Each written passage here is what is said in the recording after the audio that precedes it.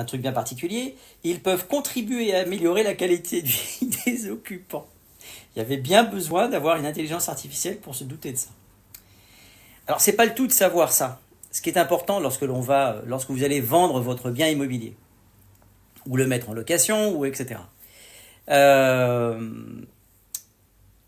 y a des règles pour valoriser en cas de vente. Donc, feignant comme je suis, quelle est la règle pour valoriser en cas de vente?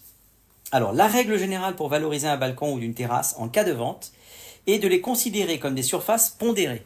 Cela signifie qu'elles sont valorisées à un pourcentage de la valeur du mètre carré de surface habitable. Le pourcentage de valorisation est généralement compris entre 30 et 50%. C'est pas le tout de dire quelque chose, de l'affirmer et après de ne pas vous expliquer pourquoi.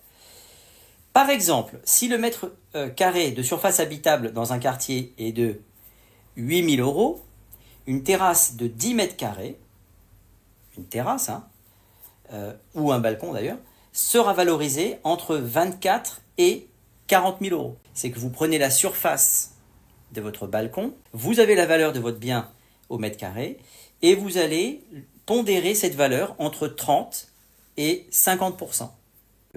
Donc si vous avez 10 mètres carrés, vous pouvez rajouter ces 10 mètres carrés au prix de 24 ou 40 000 €.